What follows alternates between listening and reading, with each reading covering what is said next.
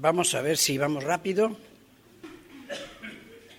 porque si no, no vamos a poder contestar todas. Así que van a tener que disculpar los hermanos si no podemos explicarnos totalmente como merecen las inquietudes de cada hermano que hace preguntas. ¿Cómo sería el proceso de reconocimiento? Explique en forma práctica. ¿Fue claro o no fue claro? ¿Fue claro? Bueno, entonces, una pregunta menos. Por amor a la cosa, vamos a poner las cosas en su lugar. Vamos a seguir contestando las de ayer en orden. 1 Juan 5:16. Dice la palabra de Dios: hay pecado de muerte por el cual yo no digo que se pida.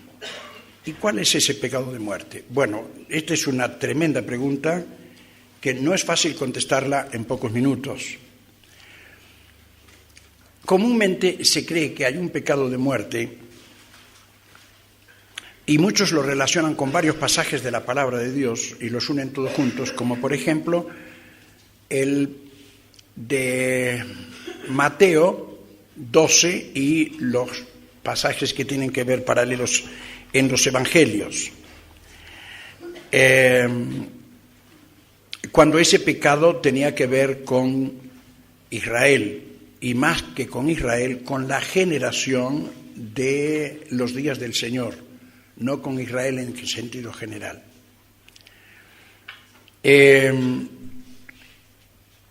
Israel fue llevado al cautiverio para que se curara, en primer lugar, de la idolatría. Y en ese sentido tenemos que reconocer que Israel se curó de la idolatría. Israel, una vez que volvió a la tierra, nunca fue más idólatra. Y hasta el día de hoy Israel no es idólatra. En ningún lugar usted va a ver un judío que adora ídolos, aunque puede haber algunos que digan hasta que no hay Dios, ¿no es cierto? Pero no va a haber ningún judío que diga que reemplaza a Dios por otro, de ninguna manera. Quiere decir que la casa, como dice el capítulo 12, versículo 43 al 45, la casa estaba barrida, adornada. Estaba adornada y barrida y vacía. ¿Por qué estaba vacía? Porque no la habían llenado todavía. ¿Con qué tenía que llenar Israel la casa? ¿Con qué tenía que llenarse Israel? Y tenía que ser llenado con el Mesías que vino. Y en lugar de ser llenado con el Mesías que vino, directamente se opusieron a él, se le pusieron en contra, lo rechazaron y lo llevaron a la muerte. Los 7 espíritus peores que vinieron a aquella casa que estaba vacía, que estaba barrida de ídolos, bueno, otros espíritus peores, no dicen que eran idólatras, pero espíritus peores, que era justamente hasta llegar a no creer en Dios, ¿no es cierto? Cuando termina el verso 45, dice: así es esta generación. Es decir, que ese pecado, que era un pecado de atribuir las obras que Cristo hacía en poder del Espíritu Santo, atribuirlas a Belzebú, príncipe de los demonios, ese es un pecado que no tiene perdón directamente, pero es para aquella generación. No es lo mismo hoy. No tiene continuidad. Eso fue un pecado que cometió aquella generación y es responsable de ese pecado. Así que eso no se puede juntar con 1 Juan capítulo 5 porque no tiene nada que ver. Se habla también en Hebreos 6 y 10, pero allí tenemos que pensar que ese pecado de Hebreos 6 y 10, por la mejor interpretación de los mejores intérpretes de ayer y de hoy, en general, es que allí se trata de pecado de apostasía. Es un pecado serio, porque el apóstata no tiene más posibilidad de convertirse. ¿Por qué? Porque Dios lo endureció, porque Dios lo ha puesto en esa condición. No, porque Él se puso. Él cortó todos los caminos a Dios para que quebrantara su corazón y para que pudiera arrepentirse. ¿El creyente no peca de apostasía? No, es imposible. Cuando dice 2 Timoteo 4, vendrán tiempos peligrosos, habrá hombres que... 3. Cuando habla de que dice, habrá que apostatarán. Vamos a leer el pasaje mejor. Sí. También debes saber que en los últimos tiempos vendrán tiempos peligrosos, porque habrá hombres amadores de sí mismos, avaros, soberbios, vanidosos. No es ese. No.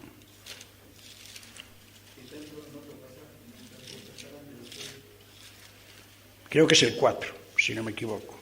No, el 4 no. ¿Que no?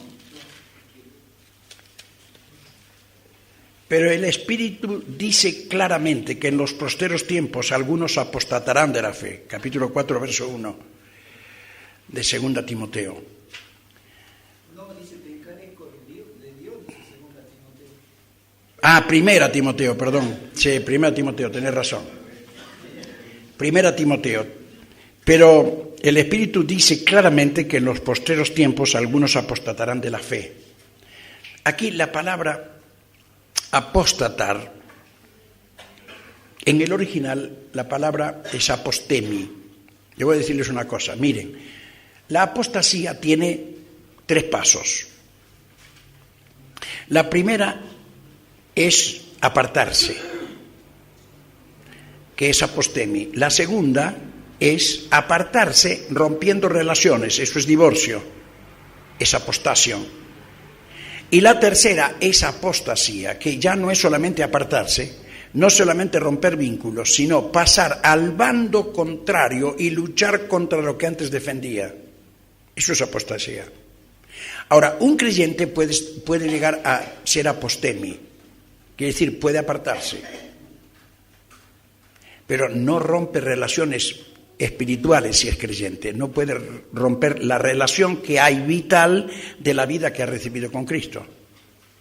Es decir, el creyente puede llegar hasta apartarse, pero nada más. Acá se traduce apostatarán, pero no es la mejor traducción. La mejor traducción sería, en los posteriores tiempos algunos se apartarán de la fe o abandonarán la fe.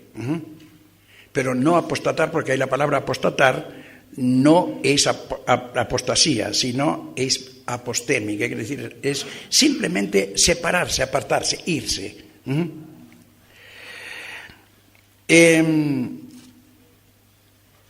Y eso es lo que creo yo que hay en los capítulos 6 y 10 de Hebreos. Y este tercer pasaje que se une, lo unen con los otros dos, que ustedes vieron que no tiene nada que ver uno con el otro. Este pasaje es un pasaje muy particular. Las reglas de hermenéutica, ¿qué es una regla de hermenéutica? Que hay que tomar todo el pasaje y hacer preguntas. ¿De qué habla el pasaje? ¿Qué propósito tiene el pasaje? Entonces, si nosotros hacemos esas preguntas, vemos que la palabra que ahí sobresale, que se enfatiza, es la palabra muerte. Si tú vieres a tu hermano pecar de un pecado que va hacia la muerte, esa es una buena traducción, pero la preposición ahí es eis, y eis es hacia, un pecado que va hacia la muerte. Entonces, uno pregunta, primero, ¿qué pecado es ahí? Entonces, uno pregunta, ¿es pecado espiritual? ¿Es una muerte espiritual? ¿Puede un creyente pecar de un pecado que lo lleva a la muerte espiritual? ¿Sí o no? No. El creyente no muere otra vez. El muerte tiene vida eterna, la tiene. Si es creyente, es creyente. Ya tiene vida eterna. Quiere decir que la muerte ya no tiene más muerte espiritual. De la muerte espiritual ha salido para tener vida eterna. Una vez que el creyente creyó verdaderamente y Dios ha implantado una nueva vida en él, directamente ese creyente ya no tiene de ninguna manera más muerte espiritual, ya salió de la muerte espiritual. Por lo tanto, al salir de la muerte espiritual, solamente le queda una consecuencia de esa muerte espiritual, que es la muerte física, y ahí sí tiene que morir, ¿no es cierto? ¿Por qué? Porque con ese cuerpo que tiene no puede ir al cielo, tiene que recibir un cuerpo de gloria, que eso no lo recibirá hasta la segunda venida del Señor. ¿Estamos de acuerdo? Pero tampoco tiene muerte eterna. ¿Por qué? Porque al no tener muerte espiritual no se transforma en muerte eterna o muerte perpetua, diría yo. ¿Por qué prefiero la muerte perpetua, no eterna? Porque la muerte no es eterna. La muerte tuvo un principio. Y si fuera eterna no tendría un principio. ¿Estamos de acuerdo? ¿Entienden o no entienden? La muerte no es eterna. El que es eterno es Dios. Pero la muerte no es eterna. La muerte tuvo un principio. Por lo tanto, no es eterna, es perpetua. Porque desde que apareció, nunca más va a dejar. Es perpetua. Pero no es eterna porque no tuvo principio. ¿De acuerdo? Tuvo un principio. Y si fuera eterna no tendría principio. Entonces, uno descarta que no es muerte espiritual. Entonces, si no es muerte espiritual, ¿qué es? Porque si no es muerte espiritual, menos va a ser muerte eterna, muerte perpetua, ¿no es cierto? Entonces tiene que ser muerte física. Entonces, ¿qué significa? Si tuvieras a tu hermano que peca de muerte física, no pidas por él, no pidas por él. Entonces, algunos dicen que esto tiene relación con 1 Corintios, capítulo 11. Y no es una mala interpretación, pero no me parece que sea la interpretación. No se puede descartar del todo, pero a mí no me parece, ¿saben por qué? Porque en el texto dice claro que si tú vieres a tu hermano en un pecado que lo lleva a la muerte, o sea, que inexorablemente tiene que morir, yo por 1 Corintios no puedo decir si un hermano... Yo puedo saber que un hermano está en adulterio y sin embargo yo no sé que lo lleva a la muerte porque muchos hermanos tuvieron adulterio y Dios no los mató. Dios nos les sacó la vida. Y a muchos ni tan siquiera se enfermaron. Es decir, no coincide, no se puede decir directamente esta es la explicación. Pero lo que se puede decir bien claro es que a partir de Nerón, año 64, Nerón decretó una ley que toda persona que se levantaba contra el Imperio Romano, el cabecilla, y los que rodeaban al cabecilla, directamente, sin juicio ninguno, nada más que se comprobara que se había levantado, directamente eran condenados a muerte. Indiscutible. Por eso no se olviden de la cantidad de veces que la palabra de Dios nos dice que hay que respetar a las autoridades, que hay que obedecer a las autoridades, que las autoridades no están para el que hace bien, sino para el que hace mal, etcétera. ¿Por qué tanto Pedro como Pablo hablan tanto de eso? Porque era muy común entre los creyentes judíos, cuando alguien se levantaba contra el gobierno romano, ellos se ponían porque ellos no querían estar bajo el gobierno romano. Entonces, siendo aún creyentes, se ponían y se adherían a un tipo de revolución así. Él dice, no lo hagan. Si alguno lo hace y después lo condenan a muerte, nadie pida por él que sea librado de la muerte, pero va a tener que morir porque por la ley tiene que morir. ¿Está claro? Este es el pecado que yo creo que está aquí en primera. Y yo creo que eso tiene validez hasta el día de hoy. Si hubiese en el mundo algún creyente que mató a otra persona y el gobierno de ese país decreta la pena de muerte, la Iglesia no tendría que pedir porque sea librado de la pena de muerte. Hay que orar para que el Señor lo mantenga en la fe, pero no librándolo de la muerte. Hay que dejar que se cumpla la ley según el lugar donde está, el lugar donde se decreta. Si un hermano roba y le dan 5 años de cárcel, ¿no es cierto?, la Iglesia no tiene que pedir que lo saquen de la cárcel, tiene que decirle que le mande la fe, porque tiene que pagar la sentencia que corresponde porque ha robado. Así de la otra manera, si estafa o cualquier cosa que hace, que vaya a la cárcel, va a tener que ir ahí y la Iglesia no puede pedir que lo saquen de ese lugar, porque Dios dice que tenemos que respetar las autoridades. Yo creo que a esto apunta primera Juan capítulo 5, verso 16. ¿Qué quiere decir? Que aquí un creyente, aunque llegara a pecar de un pecado que lo podía llevar a morir por un juzgamiento directamente. Si era creyente, por eso no perdía la salvación. Podemos participar en un difunto que no sea creyente, nosotros como familiares. No comprendo esto. ¿Quién me puede dar una manita? ¿Qué puede decir? ¿Qué es eso? ¿Qué es participar de un difunto? ¿De un funeral? De un familiar inconverso, donde a veces se rezan, participan los católicos también. Si uno puede participar de eso. Yo pienso que hay que ir a un velorio de un familiar, por más que los familiares quieran hacer lo que quieran. Usted sabe que yo fui a algún velorio y los familiares querían que viniera el cura, y el cura no vino. Y me dijeron, ¿usted puede tener un mensaje? Y yo di el mensaje.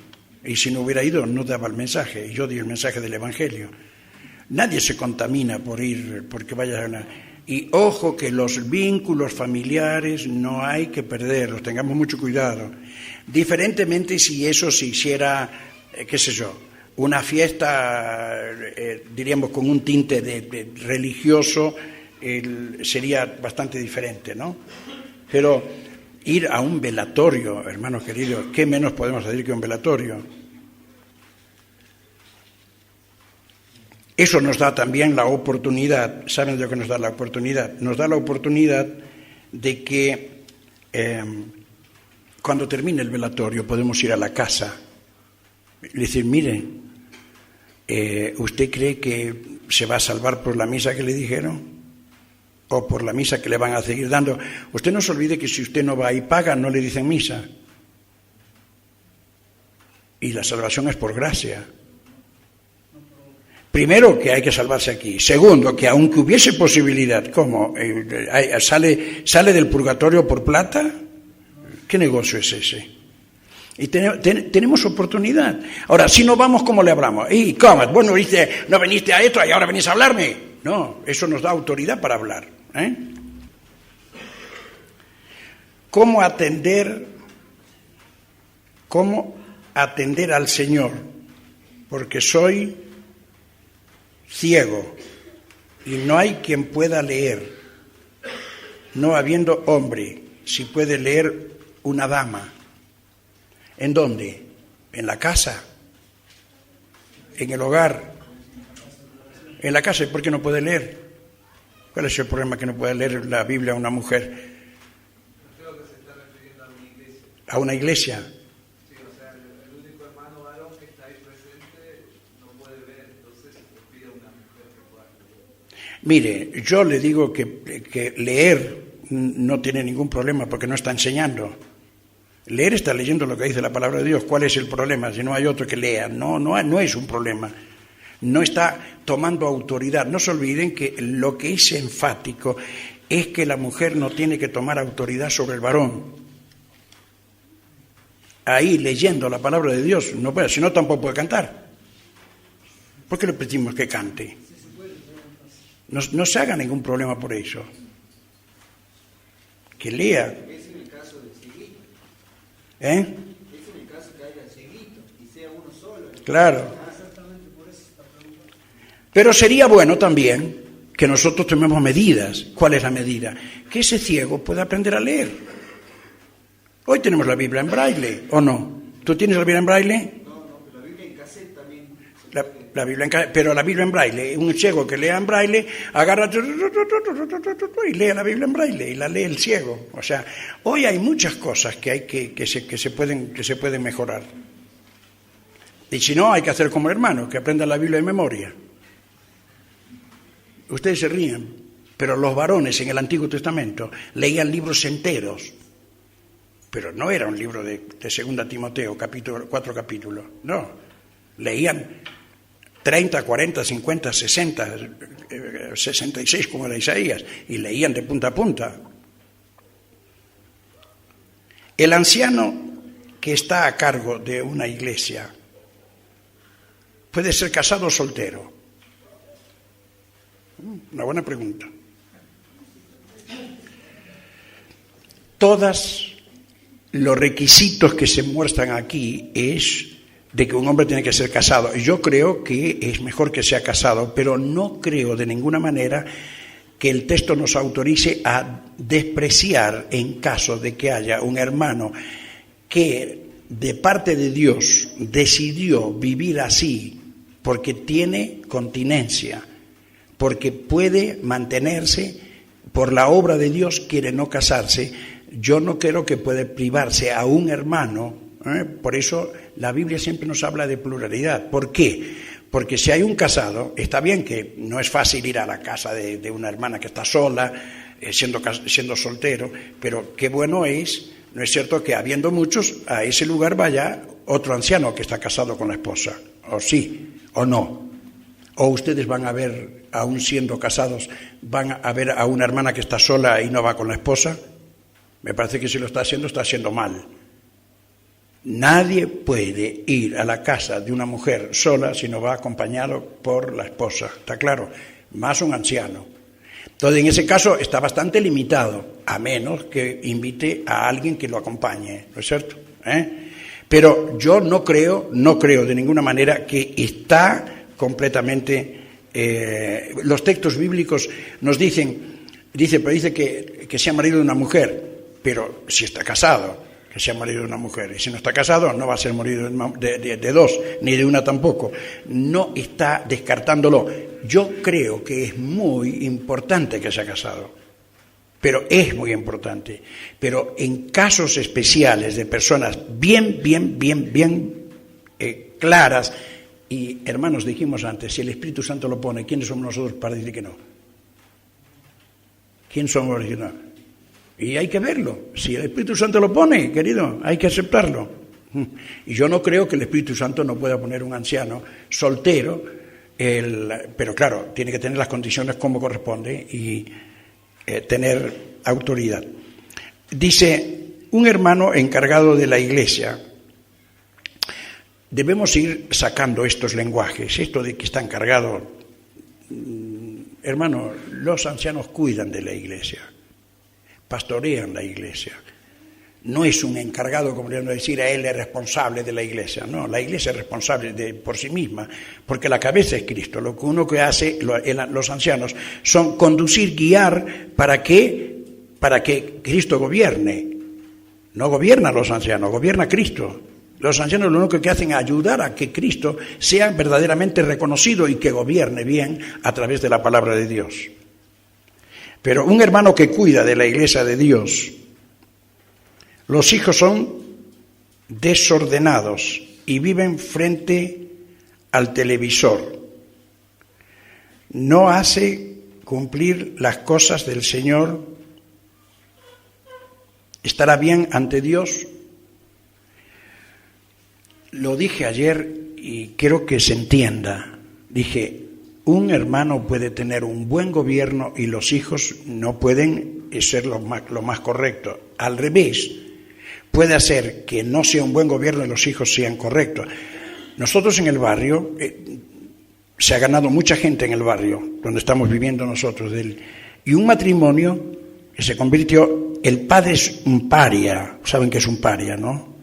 Y que le gusta tocar la guitarra y vivir del sol, ¿no es cierto? Y que lo mantengan los demás. Cambió en muchas cosas, tremendo, beber, tomar, fumar, todo eso cambió tremendamente, pero el asunto de trabajar nunca se lo pudimos meter por la cabeza. Fue un mal ejemplo para los hijos. Tuvo 2 hijos. La mamá era diferente. Excepcionales los hijos. Excepcionales los hijos. Si fuera por el gobierno de ese hombre en la casa, tendría que ser un desastre. Y fueron una bendición. No sé si me entiende. Y puede ser al revés. Puede ser que tenga un gobierno excepcional y los hijos no ser tan excepcionales. Calcule, si ustedes me están diciendo aquí que hay un hermano que los chicos no son creyentes, pasa el tiempo y no se convierten. Lo más común es que estén viendo televisión. ¿Qué van a ver? Es la cosa del mundo, es una persona del mundo. Lo malo es si tienen otras cosas, como dijimos ayer, si están acusados de rebeldía y de disolución, si andan en la droga. si andan y andan con homosexualidad, o si son mujeres con el lesbianismo o cosas por el estilo. Eso sí que pone un problema serio, y yo no creo que ningún hermano con eso tenga autoridad. Pero yo siempre les digo, hermanos, acá lo que tenemos que ser conscientes cada uno de nosotros, le hablo a ancianos, cuando un hermano tiene esto, lo mejor es que dé un paso atrás. No es necesario que alguien venga y diga, hermano, usted ya no está, porque ahí se forma un problema. Cuando los hermanos están ubicados y ven que él no puede tener autoridad, deje que otros sigan, y hasta que a ver si él puede arreglar el problema. No se meta en la cabeza que el lugar es el puesto. Porque si uno no puede hacer la función con autoridad, no sirve. Se hace con autoridad, y la autoridad la da la moral de él y los que lo rodean. No hay lugar a duda que eso es importante. Entonces, cuando veas un problema de eso, das un paso atrás. Yo he visto a hombres de Dios dar un paso atrás y no hizo falta que nadie les dijera nada. Lo quisieron convencer para que no tomara la medida. Sin embargo, dijo, no, hermanos, por favor, respeten lo que yo entiendo por la palabra. No estoy en condiciones, yo, como tengo mi hogar, de seguir pastoreando la iglesia del Señor. Sigan ustedes, yo voy a estar, no tendré que dejar las reuniones, tiene que apoyar a los hermanos, tiene que ganar. Y si algún día se arregla el problema de su hogar, bueno, estará bien, porque si él es correcto, bueno, le digo, una persona que toma esta decisión es que es correcta. Y me parece a mí que una persona que toma esta decisión sabe bien que tiene todas las características de un sobrevedor, pero lamentablemente les falta las de anciano, que es justamente las características que hemos estado mirando. Y mientras esas características no se puedan manifestar, mejor hacer otras funciones y no estar en ese lugar. Yo no sé cómo vamos a hacer para contestar tantas preguntas, porque digo sinceramente, me voy asombrado, le digo sinceramente. Lo menos que yo pensé es que iba a haber tantas preguntas. Les digo sinceramente. Si un matrimonio, y no me estoy quejando, estoy feliz. Si no estoy feliz es de no poder contestarlas con la altura que merecen, porque cada una de estas preguntas trae una inquietud, trae una dificultad, un problema, ¿no es cierto? Si un matrimonio no está viviendo junto, ¿puede tomar la cena? Si no están juntos, ¿por qué no están juntos? ¿Tienen problemas entre ellos? Eso, queridos míos, eso hay que verlo con los ancianos. ¿Cuál es la razón por qué no están juntos? La cena del Señor, queridos míos, no se puede sacar a nadie de la cena del Señor que no sea por las cosas que la Biblia dice. Ningún anciano tiene autoridad para decir. Hay algunos hermanos que porque un chico se pone de novio con un inconverso, lo sacan de comunión. ¿Y con qué Biblia? ¿Con qué parte? Dice, no os contéis el yugo de lo que el Señor consifiere, pero no dice sáquelo de comunión. Sáquelo de comunión si está en pecados sexuales, de inmoralidad del tipo que sea, si está en avaricia, si está en maledicencia, si está en borrachera, si hace divisiones en la iglesia, pero realmente que sean divisiones verdaderas, o si tiene falsas doctrinas directamente, como en el caso de Pablo, cuando alguien dijo que la resurrección ya había existido, ¿no es cierto? Esas son doctrinas, ¿cierto? Un matrimonio puede tener problemas entre sí, pero hay que ver, ¿están separados porque hubo adulterio? Eso es una cosa. Si está en adulterio, la persona que cometió el adulterio hay que ponerla fuera de comunión para que vuelva otra vez, tanto con el esposo como Y en estos casos saben bien que los ancianos tenemos una tremenda responsabilidad. Hablar con las personas que caen para llevarlos a un verdadero arrepentimiento, queridos. Sin arrepentimiento no hay perdón.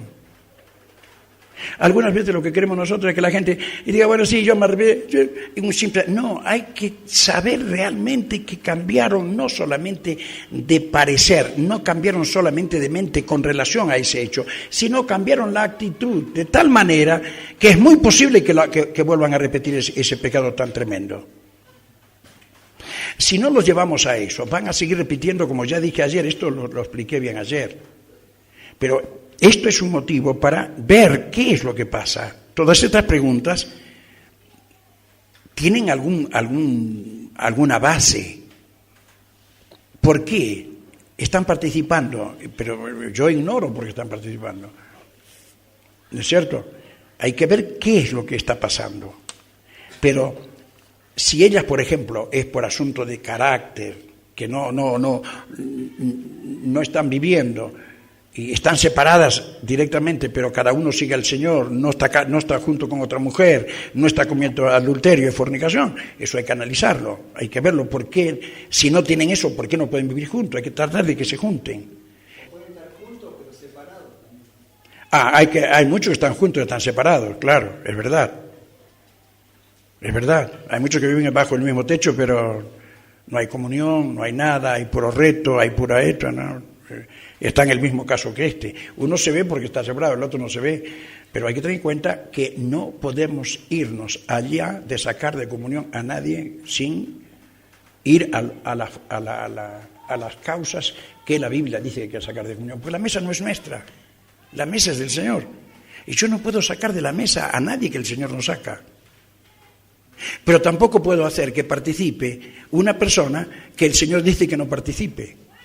¿Está claro? Hermano, aprovechando de esa pregunta, si alguien, por ejemplo, creyente, puede ser mujer o varón, se casa con un inconverso y es sacado de comunión, por ejemplo, la chica, ¿ella puede volver a la comunión teniendo su esposo inconverso? No, es que yo le digo, hermano, no se cometa ese error.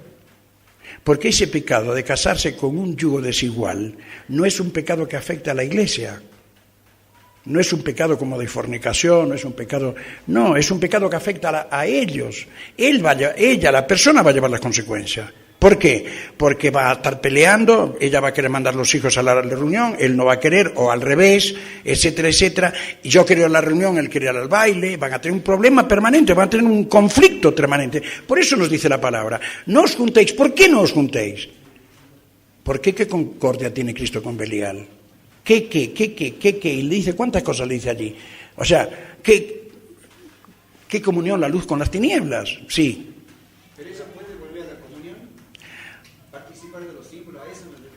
Querido mío, ¿cómo va a volver a la comunión si nunca tuvo que haber sido sacada?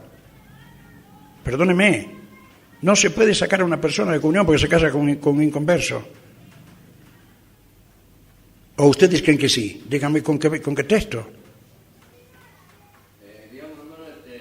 Algunos toman el texto de vida desordenada. Supuestamente que el hermano antes de casarse ya cayó, como digamos ya fue más allá. ¿Cómo? O sea, fornicó, cuando estaba de novio, fornicó con el inconverso, entonces fue sacada de comunión. Pero eso no es lo que se dice acá, creo que me entienda. No, si hay pecado, ya saben ustedes que el pecado tiene que ser, y tiene que tener disciplina, indiscutible. Pero una vez que se arrepiente, ahora, puede volver siempre y cuando que se arregle el problema del casamiento. Si estaban en concubinato, tienen que casarse. Nosotros hace 3 semanas o 4 hemos casado a personas que vivieron en concubinato, se convirtieron, y una vez que se convirtieron empezamos a hablarles, y yo hablé sobre todo con él, que era el que estaba, era mujeriego, era de todo, un buen mozo, y a veces por mucho tiempo trabajó bien, trabajaba en Toyota, no le faltaba dinero, y bueno, lo que le sobraban eran mujeres. Pero se convirtió, pero de tal manera, querido, que ustedes nos dan una idea. Y directamente no tuvimos que casi ni decirle. Un día vino y dice, don Roberto, ahora nos vamos a casar. Claro, no se puede bautizar si no se casa primero. Hay un orden, hay que hacer las cosas bien. Bueno, directamente, si no se convierte, ¿en qué sentido? O sea, si no se convierte, o la chica es creyente, ¿no es cierto? Sí. Mientras estaba de novio pecado. Sí. Sí, está bien. Pero ¿quién vuelve a la comunión? ¿La chica que era creyente? La chica, pero hay que convencerla que eso que hizo está mal. Que ahora no sigue en pecado porque está casada. Pero ojo, que no tiene que pensar que porque se casó ya borró. No, aquello que hizo está mal y tiene que arrepentirse del pecado que cometió. ¿Para qué? Para que ella le enseñe a los hijos y para que ella sea un exponente después, para que los demás no caigan en el mismo pecado que cayó ella. ¿Pero por qué no puede volver a la comunión? Claro que puede volver. Una vez que está casada, ya no hay pecado, si se arrepintió. Pero yo a lo que voy es que no entre así nomás. Hay que hablar a esa persona y decirle, querida mía, tú sabes que lo que hiciste estuvo mal. Tú sabes, lo harías otra vez. Eso es lo que hay que hacer. Que vaya con un concepto para que después tenga autoridad, para cuando tenga que relacionarse con los demás, que tenga autoridad. Si no, no la va a tener la autoridad. No sé si me entiende.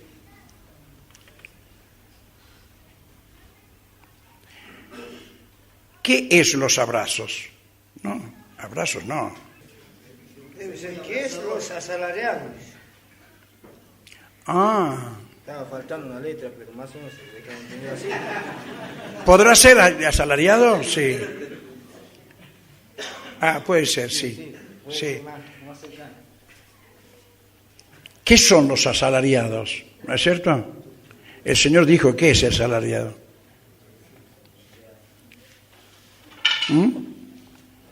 Hay pastores que pueden ser pastores naturales, de devoción, y hay pastores que podían ser pagados.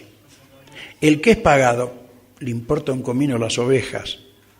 Los ancianos no tienen que ser asalariados, pero eso no quiere decir, escúchenme bien, no quiere decir que en una iglesia determinada no puede haber un anciano que dedicándose a la predicación y a la enseñanza full time, la iglesia no le puede dar ofrendas para poder ayudarle a vivir, sino cómo va a vivir. Pero eso no es un asalariado. No se le paga, se le da una ofrenda para que pueda vivir de su trabajo. Pablo lo dice en 1 Timoteo 5, bien claro. A los ancianos que trabajan, sean tomados por doble honor o doble honra. Una es la honra que merece su trabajo y la otra es el sustento que hay que dar a la persona que está dedicada totalmente a la obra. Pero eso no es un asalariado. Ahora se le dicen, venga, le vamos a pagar. Yo cuando fui a la escuela, por ejemplo, había alguien que me decía, no, usted, don Roberto, cuando dé la clase de educación cristiana es un profesor más, así que le vamos a pagar la hora de cátedra. No, yo no soy un asalariado. Yo soy un siervo de Dios. Cuando la escuela quiera darme una ofrenda, que me dé una ofrenda, pero no, salario no. Yo ofrenda recibo, salario no. ¿Está claro? Ahí tenemos un misionero, ¿no es cierto? ¿Tenés un salario? No. ¿De qué vives? De las ofrendas. Vive de fe. Es lo que tiene que ser. Quien sea. Cualquiera que sea. Entre nosotros no hay asalariados, ni tan siquiera los misioneros. Directamente, nunca saben lo que van a recibir. Una vez pueden recibir más, otra vez menos, y a veces tiene que apretarse el cinto porque la cosa no viene. Y lo bueno es que ni se quejen ni nada, que pidan a Dios. Yo les puedo decir, del año 90 me dediqué a la obra, y yo no estoy ni en la lista tan siquiera de misioneros. Pero les aseguro que a veces hay que apretarse el cinto. Pero las cosas de Dios nunca se hacen por dinero, se hacen por devoción al Señor. Hermano, hablando en ese aspecto que está hablando recién que tocó de la misionero, también lo va a tocar en estos días, por ejemplo, cómo se reconoce, ¿Cómo? ¿En qué sentido? Perdona. A los obreros, o sea, los misioneros. ¿Se los reconoce porque él quiere ser misionero o porque hace la tarea? No, eso ya es otro tema. Primero, el misionero tiene que tener un llamamiento claro y él tiene que saber que Dios lo llamó a la tarea. Pero a la misma vez, la iglesia que lo va a encomendar tiene que estar segura que Dios lo llamó a esa tarea. ¿Cómo sabe? Por la tarea que está haciendo. Si tiene actitudes para lo que quiere hacer. Una cantidad de cosas. Los invito a que vayan a la conferencia del 12 de octubre a Buenos Aires. Yo voy a hablar sobre encomendación, así que ahí les puedo aclarar muchas cosas, ¿no es cierto? Claro, ¿por qué no? Vayan. Pero avisen, porque el asunto de hospedaje y todo eso no es fácil, pero avisen con tiempo, no vayan a ir sin avisar. Porque va a haber mucha gente, mira que viene gente del exterior, viene gente de muchos lugares, va a ser grande la conferencia. Bueno, hermanos queridos, son 2:20 y ya tiene que terminar y 12, ¿no es cierto? ¿Está bien? ¿Sí? Hay tantas preguntas, ¿qué hacemos? ¿No les parece que había que ir mirando? ¿Quién puede ir mirando los que ya fuimos contestando e ir seleccionando un poco? Porque miren lo que hay acá, Había que ver cuántas de estas... Ya se hemos contestado. O sea, que claro, que se repiten porque es lógico. Por ahí alguien que vino hoy, no estuvo ayer, y se hace la pregunta y ya está contestada, ¿no es cierto? Yo creo que esa, por ejemplo, si no es totalmente, ya está contestada esa pregunta. Claro, o sea, los conceptos están repetidos. Uh-huh.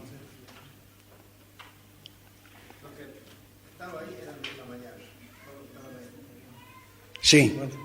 Mientras siga contestando, yo voy a ver. No, tenés que darme algunas de estas. Esas ya están contestadas. Dame de acá para allá. Fíjate, dame 2 o 3 y mira esta. Yo no agarré a capricho, la que vino la agarré. Cuando un anciano se embriaga y es reincidente, ¿debe seguir siendo anciano cuando ha dejado el testimonio del Evangelio por el suelo? ¿Qué dije yo hace un rato? Querido mío, no hay que decirle nada. Él tiene que decir, señores, hasta que yo no me cure de esto, no más. Chao, se terminó. Por más cualidad que tenga, hermano, yo le pido por favor, a quien sea, yo no conozco quién puede ser ni nada, pero querido, si es así, dé un paso atrás. No puede usted estar usando esta función. Cuando una persona se emborracha, pierde las facultades, no puede tener la mente para que Dios le hable, para que Dios le muestre, para que Dios le enseñe la Escritura, y va a decir cualquier cosa, y además de mal ejemplo, que no va a poder hacer las cosas como corresponde. Pero es mejor que la persona dé un paso atrás, porque ¿qué pasaría si la Iglesia lo tiene que reconocer? ¿Alguien reconocería a alguien que permanentemente cae en pecado de borrachera? Nadie lo reconocería. Entonces, ¿por qué hoy? Ahora, a la Iglesia le cuesta mucho decir, bueno, fuera, lo hemos reconocido, lo echamos. No, es mejor que lo haga él, es mucho más práctico. Yo apelo a esa forma de obrar, que es mucho más eficiente que tener que andar con problemas de decir, bueno, usted no puede ser más, listo, no está más en la lista, no más esto, no. El anciano que tiene sus hijos que no se reúnen porque ya son mayores, el anciano no tiene que ejercer su responsabilidad. Gracias. Yo creo que esto lo contesté bien. Esto está contestado. Hermano, cuando los hermanos son grandes, querido, la Iglesia tiene que ver, él es una persona, gobernó bien su casa. Por más que me digan, mire, la fe no es de todos, sáquense la cabeza. El que crea que todos los hijos de nuestros van a ser creyentes, si ustedes hicieran un análisis, los grandes hermanos que tuvimos en la República Argentina, que vinieron, dieron la vida por el Señor, dejaron sus países, dejaron sus riquezas, dejaron sus buenas casas, vinieron a vivir como muchos que yo conozco. Algunos que estuvieron aquí con puestos de primera, gerentes de banco, de toda, dejaron todo por la obra del Señor. Y los hijos no fueron creyentes. ¿Están desacreditados ellos cuando uno ve que tuvieron un hogar perfecto? Que son hombres que gobiernan su casa. Pero el gobernar bien su casa no hace que si alguien no quiere ser creyente, no lo va a hacer. No se puede hacer a la fuerza un machete y cortarle la cabeza, no. Un hermano joven, siendo soltero, ¿puede ser anciano en una iglesia? También lo contesté. Bueno, no sé si alguna más. ¿Cómo se interpreta dueño de sí mismo? ¿No lo entienden?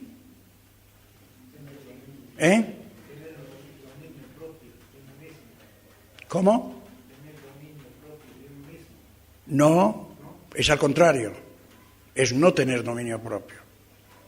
Dueño de sí mismo quiere decir él cree que es el único que sabe, el único que tiene opinión. ¿Me entiende? Acá se hace lo que yo digo, porque yo soy el más anciano, porque tengo más años. No. Dueño de sí mismo, o sea, piensa que... Ni el Señor, siendo el dueño de todo, se hizo dueño de sí mismo. ¿Saben cómo hizo el Señor? ¿Saben qué dijo el Señor? Miren, capítulo 22 de Lucas. Esta es una buena pregunta, porque esto toca al meollo de la cosa. Capítulo 22 de Lucas, verso 24. Hubo también entre ellos una disputa sobre quién de ellos sería el mayor. No es un problema de la Puna, de la Quebrada, no es un problema de Argentina, es un problema mundial, es un problema de los días del Señor. La lección que les dio el Señor, el ejemplo que les dio el Señor, y estaban disputando entre ellos quién sería el mayor. Pero increíble, no se puede creer. Pero Él les dijo, pero miren con qué altura les dijo el Señor, miren cómo hay que contestar a un anciano. Los reyes de las naciones se enseñorean de ellas, son dueños los reyes de sí mismos. Y los que sobre ellas tienen autoridad son llamados bienhechores. Mas no así vosotros. Sino sea el mayor entre vosotros como el más joven, y el que dirige como el que sirve. Y ojo, esta expresión, sino que sea el mayor entre vosotros como el más joven, lo que quiere decir es que había un concepto de que el joven respetaba tremendamente a los mayores, que hoy no es tan así. En aquel entonces era natural que una persona joven respetara a los mayores, sin discutir, respetaba a los mayores. Entonces dice, ojo, sea el mayor como si fuera el más joven. Noten ustedes que la idea, cuando tenemos esa idea, vamos a entender mucho mejor en la Escritura. Porque ¿cuál es mayor? ¿El que se sienta a la mesa o el que sirve? ¿No es el que se sienta a la mesa? Eso es lo que dice el mundo. ¿No es el que se sienta a la mesa? Mas yo estoy entre vosotros como el que sirve.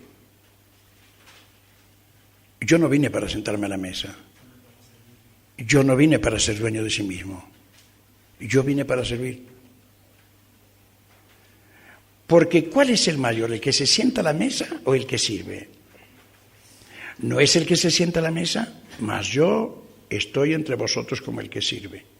Pero vosotros sois los que habéis permanecido conmigo en mis pruebas.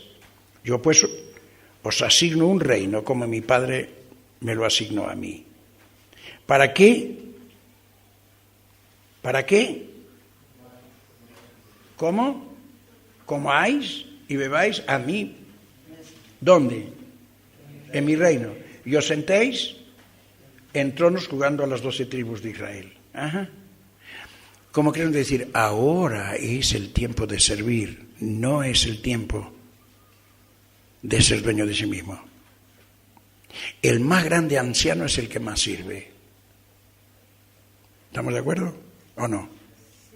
¿Estamos de acuerdo? Entonces, queridos, a servir. El hermano o hermana que no es bautizado puede trabajar en la iglesia local, excepto en el púlpito. Yo creo que sí, ¿por qué no? ¿Cómo? ¿Usted le va a prohibir que a un hermano, porque no se ha bautizado, no barra el salón? ¿Qué problema tiene? ¿Cuántas iglesias alquilan a personas que hasta ni son convertidas para que limpien y le pagan para limpiar? Y si lo hace eso, ¿no lo puede hacer un creyente porque no esté bautizado? ¿Cuál es el problema? Una persona bautizada no puede dar un testimonio público porque todavía no dio testimonio público. O sea, no puede predicar. ¿Por qué? Porque todavía no dio testimonio de que él es de Cristo en el bautismo. Está bien. Porque nos adelantamos, cambiamos las cosas. En lugar de dar primero un testimonio de lo que soy, empiezo a dar un testimonio de lo que Cristo es. Yo tengo que dar un testimonio de lo que yo soy por lo que Cristo hizo en mi vida primero y después de ahí estoy en condiciones públicamente. Pero todo aquello que sean trabajos simples, sencillos. Usted no aceptaría que una persona que no es convertida, que no es bautizada, pero que es verdaderamente convertida, y usted tiene necesidad, y se le trae un plato, se le trae un paquete de arroz, un paquete de fideos, una botella de aceite, un paquete de azúcar, ¿usted se lo rechazaría? No, ¿no es cierto? ¿Y eso qué es? ¿No es un servicio? Y bueno, ¿y por qué no? Lo que tiene que ver es que un orden es bien claro. Los servicios públicos tienen que ser precedidos del bautismo. Indiscutiblemente, por si yo no tengo tiempo a mostrarles los textos, pero lean Hechos 2. Ustedes van a dar cuenta que así es. Pero Roberto, lo que preguntaba el hermano está como parte de los requisitos de Cristo, dueño de sí mismo. En el capítulo 1, versículo 8, dice, santo, dueño de sí mismo. Sí.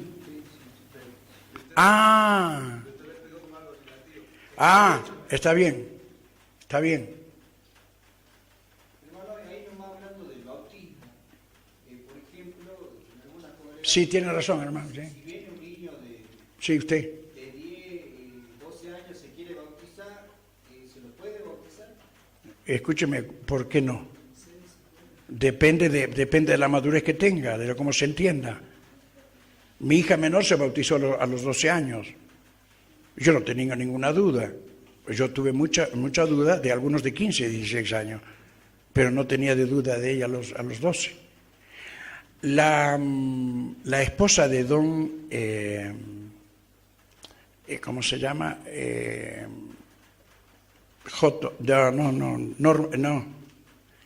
Norman, no, la de don, de Hamilton, la de don, Percy, la esposa de don Percy Hamilton, que yo tuve mucha amistad con ellos. Una vez hablando así me dice, yo fui bautizada a los 10 años. Explíqueme, pero miren los tiempos que eran, no era hoy. En aquello entonces, a los 10 años. Dice, yo pedí el bautismo a los 10 años y los hermanos me dijeron, mira querida, mejor que esperes. Digo, bueno, si ustedes dicen que espere, espero. Y pasaron 3 o 4 meses y yo volví a los ancianos y les dije, miren hermanos, yo les dije que quiero bautizarme y quiero decirles otra cosa, que no tengo ningún problema en esperar todo el tiempo que ustedes digan, pero lo único que les digo que a pasar de ahora, desde este momento en adelante, ustedes son responsables, yo no, de que no me bautice. Entonces los hermanos dijeron, sí, el mes que viene te bautizas. Y ella me decía, don Roberto, hasta el día de hoy estoy, y qué sierva del Señor, ¿no? Por eso hay que ver, si a usted viene una persona de 10 años y le hace un planteo como ese, ¿qué hace? ¿Se hace responsable usted? No es edad, es madurez, hermano. Es madurez. Hay chicos que a los 10 años comprenden bien toda la cosa, hay chicos que a los 10 años no comprenden nada. Y si no hay entendimiento, no hay comprensión, no hay una claridad plena bien, bueno, habrá que esperar. Pero no tiene que ser, es en todo igual, tiene que ver el matrimonio, todo tiene que ver con la madurez. Hay madurez para cada cosa y eso es lo que tenemos que estar pensando. Claro, tiene razón. Lo relacionó todo con cosas, tiene razón. Ahí dueño de sí mismo quiere decir templado, lo mismo que dice Timoteo. Al decir justo, santo, dueño de sí mismo, quiere decir que sabe lo que hace, porque es una persona templada, ¿cierto? Es una persona que pasó por pruebas, por dificultades, por Este es otro aspecto. Pero hay otro, el dueño de sí mismo es cuando se enseñorea Ese es el negativo que está en 1 Pedro. Yo pensé que venía por ahí, no pensé que venía con Tito. Una pareja de hermanos se puede casar sin ser bautizados. ¿Y por qué no se puede casar? Claro que se puede casar. Ahora, ¿qué están queriendo decir? ¿Que le hacen la reunión, no le hacen la reunión? Bueno, eso cambia, eso tiene que ver cada uno lo que va a determinar por eso. ¿Y por qué? ¿Por qué no están bautizados? Y casar se puede casar en cualquier momento, ¿no es cierto? Ahora, yo le diría, ¿usted lo casaría primero, después lo bautizaría? ¿Cómo haría primero? Eso es lo que hicimos nosotros. Primero se casó estando en buenas condiciones y después se bautiza. Eso es lo que corresponde. Claro, eso es lo que corresponde.